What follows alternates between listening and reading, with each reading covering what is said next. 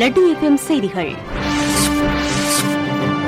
எமது செய்தி அறிக்கை கனடா அல்பர்டா நேரம் ஞாயிறு முதல் வியாழன் வரை இரவு 9 மணிக்கும், இலங்கை இந்திய நேரம் திங்கள் முதல் வெள்ளி வரை காலை 8:30 மணிக்கும் நீங்கள் கேட்கலாம். இதனை தவிர லட்டு எஃப்எம் இணையதளத்திற்கு சென்று யூடியூப் வழியாகவும் எமது செய்திகளை கேட்கலாம். இன்றைய விரிவான செய்திகளுக்கு செல்ல முன்னர் தலைப்புச் செய்திகள்.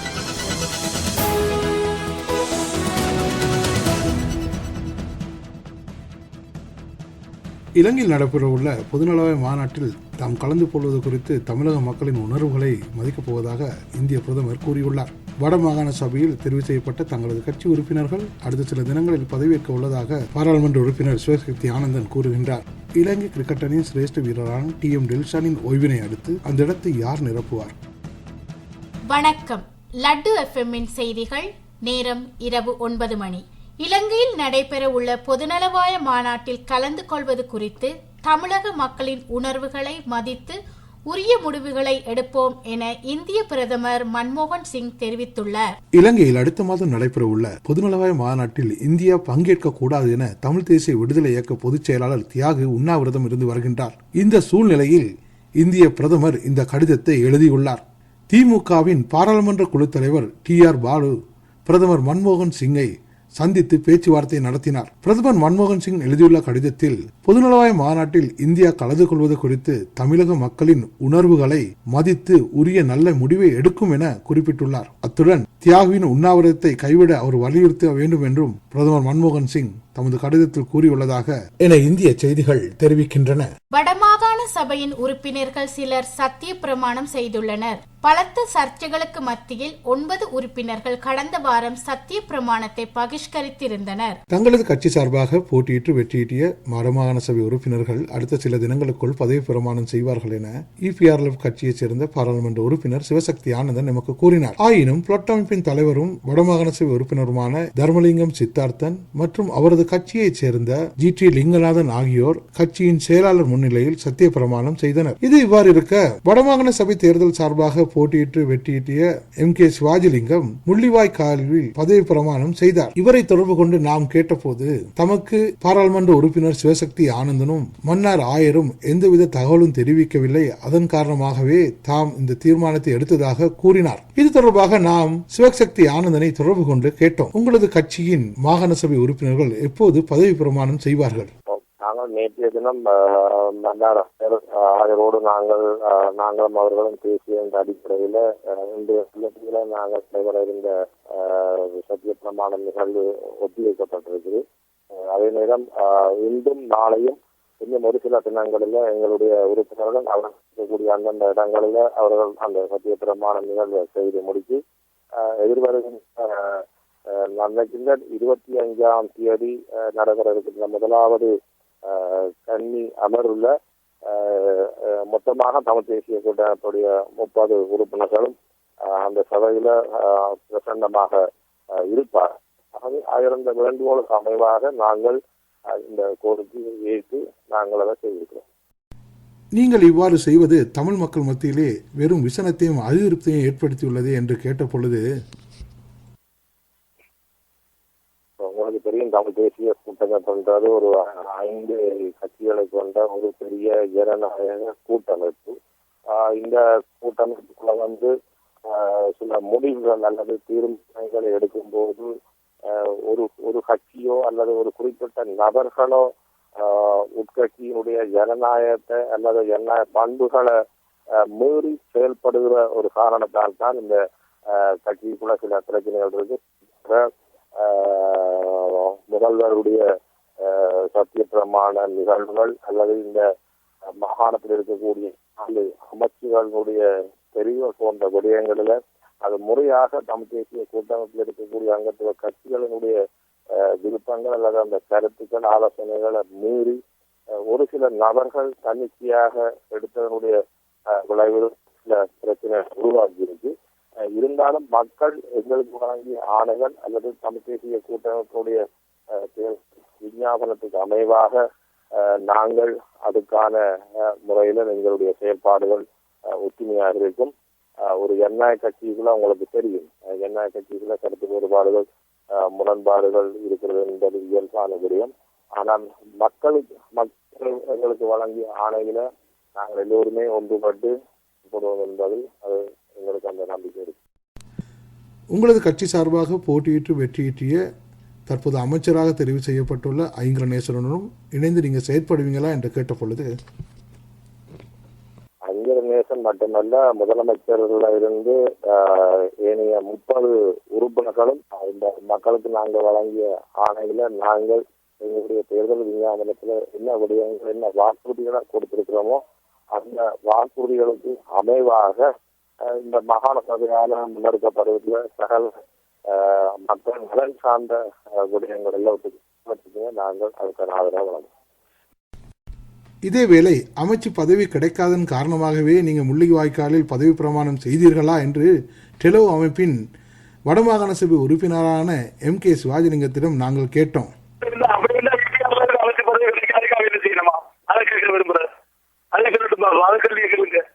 அமைச்சு பதவி கேட்ப இல்லைன்றதுக்காக என்பது அல்ல. உங்களுக்கு தெரியும், உங்கள் பேரில் எங்க தெரியுது, எங்க பேர்ல தெளிவந்த பேர்ல தெளிவுதான் தீர்மானிக்க அது எங்களுக்கு பிரச்சனை இல்லை. EPR தரத்துல யார் EPR அமைச்சர் என்றதை EPR தான் தீர்மானிக்கணும். தமிழக கட்சியில் இருக்கக்கூடிய ஒரு சிலர் தீர்மானிக்க முடியாது என்பதுதான் எங்களுடைய நிலப்பாடு. முள்ளிவாய்க்கால சத்தியபிரமாணம் செய்திருந்தது 9 பேர் மறுத்த முடிவு. 5 பேர் ஒரு சிலர் சமரசத்துக்கு போயிருக்காரு. நான் சமரசத்துக்கு போகவில்லை. இதுதான் உறுதியான நிலைப்பாடு. ஐக்கிய தேசிய கட்சியின் உட்பூசலை முடிவுக்கு கொண்டுவரும் முகமாக கட்சியின் தலைவர் ரணில் விக்ரமசிங்க மற்றும் பாராளுமன்ற உறுப்பினர்களான கரு ஜெயசூரிய, சஜித் பிரேமதாச ஆகியோர் சந்தித்து பேச்சுவார்த்தை நடத்த உள்ளனர். இந்த சந்திப்பு செவ்வாய்க்கிழமை நடத்த உள்ளதாக ஊடகங்கள் கூறினாலும் இதுவரை அது உறுதி செய்யப்படவில்லை என கட்சியின் உதவி தவிச்சாளர் K வேலாயுதம் கூறுகின்றார். ஐக்கிய தேசிய கட்சியில் அண்மை காலமாக தலைமைத்துவ உட்கட்சி பூசல் ஒன்று நடைபெறுவது உண்மை. காரணமாக அண்மையில் நடைபெற்ற உள்ளூராட்சி சபை மாகாண சபை தேர்தலில் தோல்வியை தழுவ வேண்டிய கட்சி தள்ளப்பட்டிருக்கின்றது. எனவே இது விடயம் சம்பந்தமாக அண்மையில் கூடிய செயற்குழு கூட்டம் 4 மணி நேரத்துக்கு மேலாக இந்த விடயம் சம்பந்தமாக வைத்து எதிர்காலத்திலே வெற்றி பாதையிலே செல்லக்கூடிய ஒரு சூழலை உருவாக்க வேண்டும் என்ற நிலைப்பாடு சம்பந்தமாக உறுதியாக எல்லோருமே கருத்துக்களை வெளியிட்டார்கள். இதே கட்சி தலைவரும் முன்னாள் தலைவருமாக அவர்களும் சஜித் பிரேமதாச அவர்களும் ஒன்று கூடி தங்களுக்குள்ளாக கலந்துரையாடி ஒரே முகமான கருத்தை வெளியிட வேண்டும் என்று கட்சியின் செயற்குழு உறுப்பினர்கள் அனைவருமே கோபித்து குரல் எழுப்பினார்கள். இதன் பின்னர் தலைவர் அவர்கள் செயற்குழுக்கு மேலாக அடங்கிய ஒரு உயர்மட்ட குழு ஒன்று நிறுவன உயர்மட்ட குழுவில் தலைவராக கரு ஜெயசூரிய அவர்களை நியமிப்பதற்கு தான் முன்வழினார். இந்த 3 தலுக்கும் இடையில் திறந்த மனதோடு கருத்துக்களை பரிமாறிக்கொண்டு பொதுமக்கள் மத்தியிலே ஒரே விதமான செய்திட வேண்டும் என்று தீர்மானிக்கப்பட்டது. இதன் அடிப்படையில் கரு ஜெயசூரிய அவர்களும் ரணில் விக்ரமசிங்க அவர்களும் இந்த பிரேரணையை ஏற்றுக்கொண்டார்கள். இன்னும் சஜித் பிரேமதாஸ் அவர்கள் தனக்கு இன்னும் கால அவகாசம் தேவை, தன்னுடைய உறுப்பினர்களோடு கலந்துரையாடி இது சம்பந்தமாக தீர்மானிப்பதாக அண்மையில் வரும் கலந்துரையாடுவதாக பத்திரிகை வாயிலாக செய்திகள் வெளியிடப்பட்டு வருகின்றன. வெகு விரைவில் எவ்வாறாயினும் வெகு விரைவில் இந்த கலந்துரையாடல் இடம்பெறும் என்று நம்புகிறேன். நாளையும் இந்த கலந்துரையாடல் நாளை நடைபெறுவதற்கான ஏற்பாடுகள் மேற்கொள்ளப்பட்டு வருகின்றன. ஆனால் நடைபெறும் வரையும் உறுதியாக நடைபெறுமா அல்லது மூவரும் ஒருமுக கலந்து கொள்வார்களா என்பதை இப்பொழுதே கூறுவது கடினமாக இருக்கின்றது. 3களும் தங்களுடைய கருத்து வேறுபாடுகளை மறந்து ஒரே செய்தியோடு மக்கள் மத்தியிலே செல்லுகின்ற பொழுது எதிர்காலத்திலே ஐக்கிய தேசிய கட்சி வெற்றி பாதையில் செல்வதில் எந்த விதமான இன்னல்களும் இருக்காது என்பதே எல்லோருடைய அபிப்பிராயமாகும். முஸ்லிம் மக்கள் ஹஜ் பெருநாளை கொண்டாடுகின்றனர். அவர்களுக்கு எங்கள் லட்டு FM சார்பான வாழ்த்துக்களை தெரிவித்துக் கொள்கிறோம். இது தொடர்பாக கன்னியாகுமரியிலிருந்து எமது செய்தியாளர். அஸ்ஸலாமு அலைக்கும் வரஹ்மத்துல்லாஹி வபரகாத்துஹு. லட்டு FM செய்தி தொடர்பாளர் நாஞ்சில் முகமது கவுது, கன்னியாகுமரி மாவட்ட நாகூரிலிருந்து பேசுகிறேன். இப்பொழுது நாங்கள் கோட்டாறு பகுதியில் மஸ்ஜித் அஷ்ரஃபிலிருந்து பேசுகிறேன். அரபு நாடுகள் மற்றும் தமிழ்நாட்டின் சில பகுதிகளில் இருந்து ஈது பெருநாள் கொண்டாடப்படுகிறது. என்னுடன் எங்களுடைய பள்ளியின் இமாம் ஜனாப் சைது அவர்கள் இருக்கிறார்கள். அவர்கள் இந்த ஈது பெருநாள் ஏன் கொண்டாட வேண்டும் என்பதை உங்களிடம் பகிர்ந்து கொள்வார்கள். இதோ உங்கள் முன்னால் சைது அவர்கள். அஸ்ஸலாமு அலைக்கும் வரஹ்மத்துல்லாஹி வபரகாத்துஹு. அனைவருக்கும் ஈதுல் அல்ஹா நல்வாழ்த்துக்கள். வருடத்தில் 2 நாட்களை உலகத்தில் உள்ள முஸ்லிம்கள் பெருநாட்களாக கொண்டாடி வருகிறார்கள். ஷவ்வால் மாதத்தின் முதல் நாளை நோன்பு பெருநாளாகவும், ஹஜ் மாதத்தின் 10வது நாளை ஹஜ்ஜி பெருநாளாகவும் கொண்டாடி வரும் மகிழ்கின்றனர்.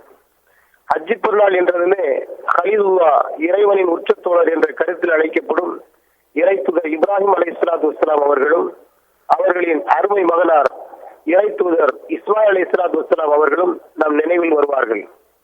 இறைத்தூதர் இப்ராஹிம் அவர்களுடைய தியாக வாழ்வு பொன்னெழுத்தால் பொறிக்கப்பட வேண்டிய அற்புத வரலாறாகும்.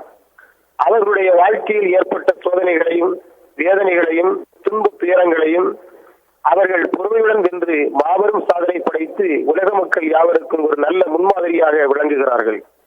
இறைத்தூதர் இப்ராஹிம் அலைஹிஸ்ஸலாத்து வஸ்ஸலாம் அவர்கள் தன் இளம் பிராயத்திலேயே ஓரிரை கொள்கையான இஸ்லாத்தை எடுத்துச் சொன்னதின் காரணத்தினால் அவருடைய தந்தையாலேயே வீட்டை விட்டு விரட்டப்பட்டார்கள்.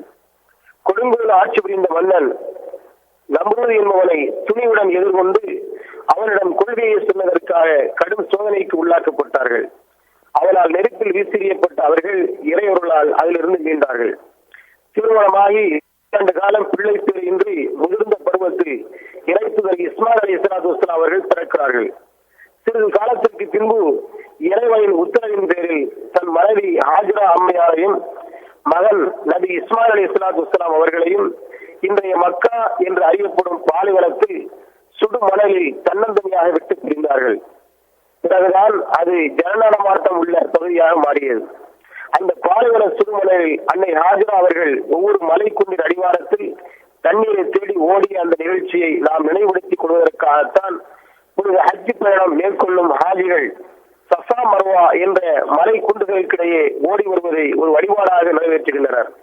அன்றைய தினம் அன்னை ஹாஜராவும் அவர்களும் முதல்வர் இறைத்துதர் இஸ்மாயில் அலைஹிஸ்ஸலாத்து வஸ்ஸலாம் அவர்களும் தாகத்தை தீர்த்துக் கொள்வதற்காக இறைவன் வழங்கிய அற்புத நீர்தான் இன்றளவும் ஜம்சம் என்ற பெயரில் ஹாஜிகளுக்கு தாகம் தீர்க்கும் தண்ணீராக விளங்குகிறது. அதன் பிறகு இறைவனின் ஆணைக்கு கட்டுப்பட்டு தம் அருமை மைந்தரான பாலகர் இஸ்மாயில் அலைஹிஸ்ஸலாம் அவர்களை அறுத்து பலியிட துணிந்தார்கள். இந்த அவரது தியாக உணர்வை பெரிதும் பாராட்டிய இறைவன் மகனுக்கு பகரமாக ஒரு ஆட்டை கொடுத்து அதை அறுத்து பலியிடுமாறு கூறவே அவர்களும் அவ்வாறே செய்தார்கள். இதை அடிப்படையாக கொண்டுதான் இன்று உலக முஸ்லிம்கள் குர்பானி எனப்படும் உலகியா கொடுக்கும் பழக்கத்தை கடைபிடித்து வருகின்றனர். ஆக வாழ்நாளில் பல அடுக்கடுக்கான சோதனைகளை சந்தித்தும் கூட மனம் தவறாமல் எல்லாம் வல்ல இறைவனிடமே முறையிட்டு பொருளுடன் துன்பங்களை சகித்து சோதனைகளை எல்லாம் சாதனையாக மாற்றிய மாபெரும் தியாகியாக இறைத்துதர் இப்ராஹிம் திகழ்கிறார்கள் என்ற காரணத்தினால் இந்த ஹஜ் பெருநாள் தியாக பெருநாள் என அறியப்படுகிறது. கிட்டத்தட்ட 5000 வருடங்களுக்கு முன்பாக நடந்த இந்த நிகழ்ச்சிகளை குர்ஆன் நமக்கு படம் பிடித்து காட்டுகிறது. ஹஜ் பெருநாள் கொண்டாட்டத்தின் உயரிய தத்துவமே தியாகம்தான். நபி இப்ராஹிம் அலைஹிஸ்ஸலாத்து வஸ்ஸலாம் அவர்களது வாழ்வில் ஆரம்பம் முதல் முடிவு வரை ஏற்பட்ட துன்பங்களுக்கும் சோதனைகளுக்கும் நமக்கு ஒரு மகத்தான படிப்பினை இருக்கிறது. எத்தகைய கடும் சோதனை ஏற்பட்டாலும் இறைவனிடம் முறையிட்டு பொறுமையுடன் 5 வேளை தொழுகையை நிறைவேற்றி வந்தால் நிச்சயமாக வெற்றி பெறலாம் என்பதே அந்த படிப்பினையாகும். இறைத்துதர் இப்ராஹிம் மார்க்கத்தை நீங்கள் பின்பற்றுங்கள் என்று அல்லாஹ் கட்டளையிடுகின்றான். நாமும் அவர்கள் வழி நின்று வெற்றி பெறுவோமாக. அனைவருக்கும் ஈதுல் அல்ஹா ஹஜ் பெருநாள் நல்வாழ்த்துக்களை தெரிவித்துக் கொள்கிறேன். அஸ்ஸலாமு அலைக்கும் வரஹ்மத்துல்லாஹி வபரகாத்துஹு. விளையாட்டுச் செய்திகள். இலங்கை அணியின் சிரேஷ்ட வீரரான TM டில்ஷான் ஓய்வு பெற்றதை அடுத்து ஏற்பட்டுள்ள வெற்றிடத்தை யார் நிரப்புவார்கள் என்று பலரிடம் கேள்வி இருக்கின்றது. இது குறித்து நாங்கள் இலங்கையின் விளையாட்டு ஆய்வாளரான நல்லையா தேவராஜனை தொடர்பு கொண்டு கேட்டோம். என் பெயர் நல்லையா தேவராஜன். இப்பொழுது நான் ஒரு சீனியர் மேட்ச் ரெஃபரியாக ஸ்ரீலங்கா கிரிக்கெட்டுடன் இணைந்திருக்கின்றேன். அத்துடன் நான் ஸ்ரீலங்கா ஏ அணிக்காக விளையாடினவர் 1994 ஆண்டு 95 ஆண்டு வரை. ஆமாம், நாங்கள் டில்ஷானின் ஓய்வு காலத்தை எடுத்தால் நிச்சயமாக அதை பூர்த்தி செய்வதற்கு மிக கடினமான ஒரு காரியம். ஏனெனில் டில்ஷானின் துடுப்பாட்டம், அத்துடன் அவரது பந்து வீச்சு எல்லாமே இலங்கை அணிக்கு ஒரு மிகப்பெரிய கவலைக்குரிய விடயமாக அமையும். எனினும் அவ்விடத்தை நிரப்புவதற்கு நிச்சயமாக என் கணிப்பின்படி குஷால் ஜனித் பெரேரா இல்லாவிடில் நாங்கள் சொல்லலாம் கௌஷால் சில்வானார். என்னை பொறுத்தவரையில் இலங்கை அணி இலங்கையின் ஆரம்ப துடுப்பாட்ட வீரர்களை எடுத்துக்கொண்டால், நாங்கள் சனத் ஜெயசூரியவை எடுத்துக்கொண்டால், அவரின் வேகமான விரைவாக ஓட்டங்களை பெற்ற காரணத்தினால் தான் இலங்கை அணிக்கு டெஸ்ட் போட்டிகளில் வெற்றி பெறும் வாய்ப்புகள் கூடியதாக அமைந்தது. அத்துடன் நாங்கள் கண்டோம், அதன் பிறகு சனத் ஜெயசூரியவின் பிறகு நாங்கள் கண்டோம் திலகரத்ன டில்ஷான். அவரும் நடுத்தர துடுப்பாட்ட வீரராக இருந்து அவர் ஆரம்ப துடுப்பாட்ட வீரராக களத்தில் அணியில் இணைந்து கொண்டார். அவரின் வேகமான துடுப்பாட்டமும் நிச்சயமாக இலங்கை அணிக்கு பல வெற்றிகளை தேடி கொடுத்தது. ஏனெனில் நாங்கள் கண்டோம், முதலில் பந்து வீசும் வேக பந்து வீச்சாளர்களுக்கு விரைவாக ஓட்டங்களை பெற்று அணியின் ஓட்ட எண்ணிக்கையை மிக விரைவாக அமைத்தியதுதான் டில்ஷானின் காரணம். என் கணிப்பின்படி இதை நாங்கள் சனத் ஜெயசூரிய, அத்துடன் நாங்கள் கண்டோம் திலகரத்ன டில்ஷான். அதே போல் இன்னொரு துடுப்பாட்ட வீரர் இப்பொழுது நாங்கள் கண்டோம் இந்த நியூசிலாந்து அணியுடன் நடைபெற்ற போட்டிகளில். அத்துடன் நாங்கள் கண்டோம் நேற்று இலங்கை கிரிக்கெட் அணி இப்பொழுது ஒழுங்கு செய்துள்ள இன்னொரு போட்டி, 4 நாளான போட்டி. எல்லா போட்டிகளில் நாங்கள் கண்டோம் குஷால் ஜனித் பெரேரா மிகவும் திறமையாக பல ஓட்டங்களை பெற்ற வீரர். அவரும் இதே நிலையைத்தான் ஆடுகின்றார் சனத் ஜெயசூரிய. அத்துடன் நாங்கள் கண்டோம் திலகரத்ன டில்ஷான். இவர்கள் இருவரை போலவுமே தான் அவரும் துடுப்பாட்டத்தில் ஈடுபட்டிருக்கார். அதனால் இலங்கை அணி ஒரு டெஸ்ட் போட்டியில் வெற்றி பெறுமானால் நிச்சயமாக நாங்கள் ஒரு பந்து ஓவருக்கு 4.5 அல்லது 5 ஓட்டங்களை வெற்றி பெற வேண்டி இருக்கும். அப்பொழுதுதான் எங்களுக்கு வெற்றி பெறும் வாய்ப்புகள் மிக கூடியதாக அமையும். நாங்கள் கண்டோம் இன்னொரு துடுப்பாட்ட வீரர் ஆரம்பத்தில் நாங்கள் கண்டோம் பரணவித்தான. அவர் மிகவும் மிகவும் மெதுவாக ஓட்டங்களை பெறக்கூடியவர். அதனால் அவரின் துடுப்பாட்டத்தால் மற்ற வீரர்களுக்கும் மிக கஷ்டமான காரியமாக அமைந்தது துடுப்பாட்டத்தில். இதனால் என் கணிப்பின்படி கௌஷால் சில்வாவை நாங்கள் அவரும் நிச்சயமாக பல ஓட்டங்களை பெற்றவர்.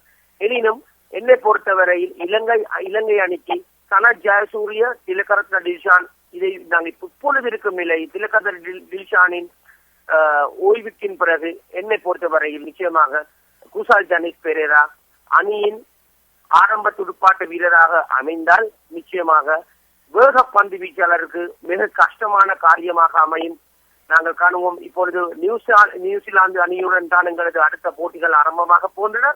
என்னை பொறுத்தவரையில் நிச்சயமாக குஷால் ஜனித் பெரேரா ஒரு ஆரம்ப துடுப்பாட்ட வீரராக வந்தால் எங்களுக்கு வெற்றி பெறும் வாய்ப்புகள் மிக கூடியதாக அமையும். அதனால் டில்ஷானை நாங்கள் ஒரே அடியாக டில்ஷானின்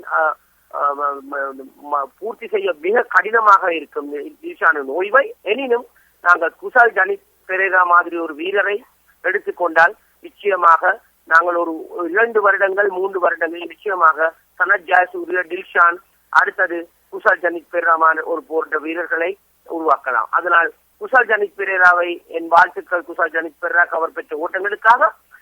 அதனால் நிச்சயமாக டில்ஷானின் ஓய்வுக்கு பிறகு என் கணிப்பு குஷால் ஜனித் பெரேரா அணியின் ஆரம்ப துடுப்பாட்ட வீரராக அமைவது என் கணிப்பின்படி இலங்கை அணிக்கு மிகவும் நன்றதாக அமையும். இத்துடன் செய்தி நேரம் நிறைவுக்கு வருகிறது. எமது செய்திகளை யூடியூப் வழியாக சப்ஸ்கிரைப் செய்து மின்னஞ்சலூடாக பெற்றுக்கொள்ள முடியும்.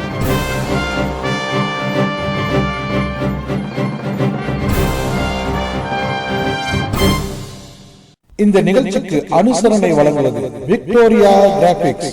உங்கள் அச்சக தேவைகளுக்கு விக்டோரியா கிராபிக்ஸ். கொழும்பு 13 உள்பொண்டால் வீதியில் அமைந்துள்ள விக்டோரியா கிராபிக்ஸ் உங்கள் அச்சக தேவைகளுக்கு உடனடியாக தொடர்பு கொள்ள வேண்டிய தொலைபேசி இலக்கம் 23887770 23887770. அச்சகத்தின் சிகரம் விக்டோரியா கிராபிக்ஸ். வணக்கம். லட்டி FM வானொலியின் அபிமான அன்பு நேயர்களே, இன்றும் இலங்கையிலிருந்து வெளிவரும் தமிழ் நாளிதழ்களின் செய்தி கண்ணோட்டத்தில் இணைந்திருக்கும் நான் AM மோசஸ். முதலில் தினக்குரல் பத்திரிகையின் முதல் பக்க செய்திகள். மக்கள் வழங்கிய ஆணையை கூட்டமைப்பு நிறைவேற்றுமா? கண்காணிக்குமாறு தமிழ் மக்களுக்கு கஜேந்திரகுமார் அழைப்பு. வடக்கு மாகாண சபை தேர்தலில் மூலம் சுயநிர்ணய அடிப்படையில் நீண்ட அரசியல் அபிலாசையிலிருந்து தமிழர்கள் சற்றும் விலகிவிடவில்லை என்ற செய்தியை மிக தெளிவாக கூறியிருக்கிறார்கள். தமிழ் மக்களுடைய இந்த ஆணைக்கு நாம் தலை வணங்குகின்றோம். ஆனால் ஆணையை கொடுத்துவிட்டு மக்கள் ஒதுங்கி இருக்கலாமா? நீங்கள் எதற்காக ஆணையை கொடுத்தீர்கள், அது நிறைவேற்றப்படுகின்றதா என்பதில் அவதானம் தேவை. செய்தி 6ஆம் பக்கம் தொடர்ந்து செல்கிறது. முள்ளிவாய்க்காலில் சிவாஜிலிங்கம் பதவி பிரமாணம். வடமாகாண சபை தேர்தலில் டெலோ சார்பில் போட்டியிட்டு யாழ் மாவட்டத்தில் வெற்றி பெற்ற டெலோவின் அரசியல் பிரிவு தலைவர் MK சிவாஜிலிங்கம் நேற்று திங்கட்கிழமை காலை 10:30 மணிக்கு முல்லைத்தீவுக்கு முள்ளிவாய்க்காலில் சேதமடைந்த பொதுநோக்கு மண்டபத்திற்கு முன்னால் பதவி பிரமாணம் செய்து கொண்டார். செய்தியும் 6ஆம் பக்கம் தொடர்ந்து செல்லுகிறது. மங்கள சமரவீர உட்பட 11 பேரை கைது செய்ய நீதிமன்றம் உத்தரவு. ஐக்கிய தேசிய கட்சியின் மாத்தறை மாவட்ட பாராளுமன்ற உறுப்பினர் மங்கள சமரவீர உட்பட மேலும் 11 பேரை கைது செய்து நீதிமன்றத்தில் ஆஜர்படுத்துமாறு மாத்தறை நீதவான் நீதிமன்றம் நேற்று திங்கட்கிழமை உத்தரவிட்டுள்ளது. செய்தியும் 6ஆம் பக்கம் தொடர்ந்து செல்லுகிறது. மற்றொரு செய்தி இங்கே பிரசுரிக்கப்பட்டிருக்கிறது. இந்திய பிரதமர் மன்மோகன் சிங்கின் கார்ட்டூன் படத்தோட இச்செய்தி வந்திருக்கின்றது. இலங்கையில் அடுத்த மாதம் இடம்பெறவுள்ள பொதுநலவாய உச்சி மகாநாட்டில் இந்திய பிரதமர் மன்மோகன் சிங் பங்கேற்பது தொடர்பாக தீர்மானம் எடுக்கும் விடயத்தில் தமிழக பிரதான அரசியல் கட்சிகளின் அழுத்தம் செல்வாக்கு செலுத்தும் சாத்தியம் காணப்படுகிறது. தமிழக முதலமைச்சர் ஜெயலலிதா அல்லது திராவிட முன்னேற்ற கழக தலைவர் கருணாநிதி ஆகியோரிடந்து மட்டுமின்றி தமிழகத்தைச் சேர்ந்த சில மத்திய அமைச்சர்கள் உட்பட காங்கிரஸ் தலைவர்கள் மத்தியில் இருந்து கூட அழுத்தம் காணப்படுகிறது. இச்செய்தி 6ஆம் பக்கம் தொடர்ந்து செல்லுகிறது. சித்தார்த்தன் லிங்கநாதன் கந்தரோடையில், குணசீலன் கொழும்பிலும் சத்தியப்பிரமாணம். தமிழ் மக்கள் விடுதலை கழகத்தின் வடமாகாண சபை உறுப்பினரான தர்மலிங்கம் சித்தார்த்தன் மற்றும் GT லிங்கநாதன் ஆகியோர் கட்சியின் செயலாளரும் சமாதான நீதவனுமாகிய சூனா சதானந்தம் முன்னிலையில் நேற்று திங்கட்கிழமை சத்தியப்பிரமாணம் செய்து கொண்டனர். இச்செய்தியும் 6ஆம் பக்கம் தொடர்ந்து செல்கிறது. வவுனியா சிறையில் படுகொலை செய்யப்பட்ட நிமலரூபனின் மனு உயர் நீதிமன்றத்தால் தள்ளுபடி, நியாயப்படுத்துகிறார் பிரதம நீதியரசர். வவுனியா சிறைச்சாலையில் கடந்த ஆண்டு ஏற்பட்ட மோதலை அடுத்து மிக மோசமாக தாக்கப்பட்டு உயிரிழந்த தமிழ் கைதி நிமலரூபன் பெற்றோர் தாக்கல் செய்திருந்த அடிப்படை உரிமை மீறல் வழக்கினை உயர் நீதிமன்றம் தள்ளுபடி செய்தது. இச்செய்தியும் 6ஆம் பக்கம் தொடர்ந்து பிரசுரிக்கப்பட்டுள்ளது. திருமலை மாணவர்கள் படுகொலை, 12 அதிரடிப்படையினர் பிணை. அடுத்ததாக வீரகேசரி பத்திரிகையின் முதல் பக்க செய்திகள். மங்கள MP உட்பட 11 பேரை கைது செய்த நீதிமன்றம் உத்தரவு. ரணிலுக்கு எதிரான பேரணி மீது தாக்குதல் வழக்கில் பணிப்பு, 2 அடையாளம் காணப்பட்டார். இச்செய்தி தினக்குரல் பத்திரிகையில் வாசிக்க கேட்டிருப்பீர்கள். கூட்டமைப்பின் முரண்பாடு வெறும் நாடக அரங்கேற்றம், தேசப்பட்டுள்ள தேசிய இயக்கம் கூறுகிறது. தமிழ் தேசிய கூட்டமைப்புகள் தோன்றியுள்ள முரண்பாடுகள் நாடக அரங்கேற்றமே தவிர சம்பந்தன் சுரேஷ் பிரேமச்சந்திரன் இரு தரப்பினரும் தனித்தமிழீழன் கனவில் எதுவிதமான மாற்றமும் கிடையாது என்று தேசப்பற்று தேசிய இயக்கத்தின் பொதுச் செயலாளர் டாக்டர் வசந்த பண்டார தெரிவித்துள்ளார். இச்செய்தியும் 14ஆம் பக்கம் தொடர்ந்து செல்லுகிறது. வடமாகாண சபை உறுப்பினர் சிவாஜிலிங்கம் முள்ளிவாய்க்கால் கிழக்கில் சத்தியப்பிரமாணம். இச்செய்தியின் தினக்குரல் வாயாக அறிந்திருப்பீர்கள். திருவண்ணாமலை மாணவர் படுகொலை, 12 அதிரடிப்படையினர் பிணை. இதுவும் தினக்குரல் பத்திரிகை மூலம் செய்து வந்திருக்கின்றது. எதிர்காலத்தில் ஆட்சியை தீர்மானிக்கும் சக்தியாக தமிழ் கூட்டமைப்பு மாறும், அப்போது பெரும் ஆபத்து என்கிறது ஜாதிக ஹெல உரிமைய. இந்த நாட்டின் ஆட்சியை தீர்மானிக்கும் சக்தியாக எதிர்காலத்தில் தமிழ் தேசிய கூட்டமைப்பு உருவாகும் நிலை காணப்படுகிறது. அவ்வாறு ஆட்சியை தீர்மானிக்கும் சக்தியாக கூட்டமைப்பு மாறியதும் தமது பலம் முழுவதையும் பிரிவினவாதத்துக்காக பயன்படுத்தும். அப்போது அரசாங்கத்தினால் எதனையும் செய்ய முடியாமல் போயிடும், ஆபத்து உள்ளது என்று ஜாதிக ஹெல உரிமையவின் இச்செய்தி 14ஆம் பக்கம் பிரசுரிக்கப்பட்டிருக்கிறது. ஐக்கிய தேசிய கட்சியின் தலைமைத்துவத்துக்கு பிரச்சனை இன்று சரியான தீர்வு காணப்படும்.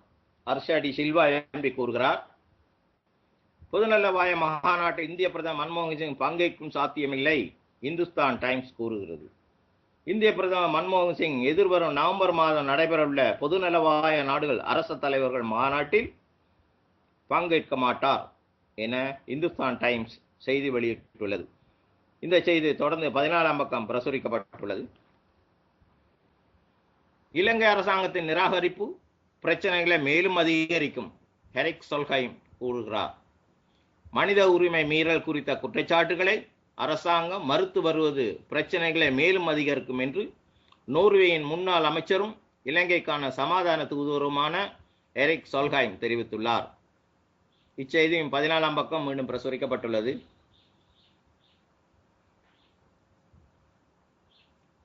மட்டக்களப்பு இளத்துறையின் பொருட்கள் விற்பனை நிலையத்தில் கொள்ளையிட்டவர் கைது, பொருட்களும் மீட்பு.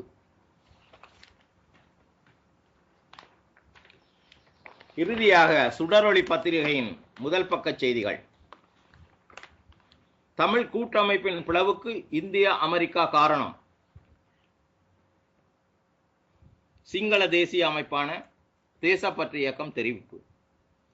வடமாகாண சபை உறுப்பினர்கள் பதவி பிரமாணம் தொடர்பில் தமிழ் தேசிய கூட்டமைப்பில் இடம்பெறும் முரண்பாடுகளுக்கு இந்தியா அமெரிக்காவுமே காரணம் என்று சிங்கள தேசிய அமைப்பான தேசப்பற்றுள்ள தேசிய தலைவர் கலாநிதி குணதாச அமரசேகர தெரிவித்துள்ளார். இச்செய்தியும் தொடர்ந்து 6ஆம் பக்கம் பிரசுரிக்கப்பட்டுள்ளது. வடமாகாண அமைச்சர்கள் நேற்று கடமைகளை பொறுப்பேற்றனர். இவர்களின் 4 பேரும் இருந்து எடுத்துக்கொண்ட படங்கள் பிரசுரிக்கப்பட்டுள்ளது.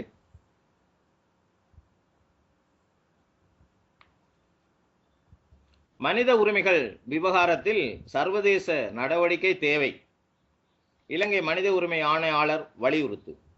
சர்வதேச மனித உரிமை சட்டங்களுக்கு அமைய இலங்கை அரசு செயல்படுவதுடன் நல்லிணக்க ஆணைக்குழுவை, தேசிய மனித உரிமை திட்டம் ஆகியவற்றை நடைமுறைப்படுத்தினால் சர்வதேச நாடுகளின் மனங்களை வென்று எதிர்வரும் மார்ச் மாதம் ஐநா கூட்டத்தொடரில் அவற்றின் ஆதரவை பெற்றுக்கொள்ள முடியும். இச்செய்தியும் 6ஆம் பக்கம் தொடர்ந்து செல்லுகிறது. அரசை விவாதத்துக்கு அழைக்கிறார் ஐக்கிய தேசிய கட்சி. செய்தி 6ஆம் பக்கம். நன்றி நேயர்களே, மீண்டும் நாளைய செய்தி பத்திரிகைகளுடன் சந்திப்போம். வணக்கம். இந்த நிகழ்ச்சிக்கு அனுசரணை வழங்குவது விக்டோரியா கிராபிக்ஸ். உங்கள் அச்சக தேவைகளுக்கு விக்டோரியா கிராபிக்ஸ். கொழும்பு 13 உள்கொண்டால் வீதியில் அமைந்துள்ள விக்டோரியா கிராபிக்ஸ் உங்கள் அச்சக தேவைகளுக்கு உடனடியாக தொடர்பு கொள்ள வேண்டிய தொலைபேசி இலக்கம் 23887770 23887770. அச்சகத்தின் சிகரம் விக்டோரியா கிராபிக்ஸ்.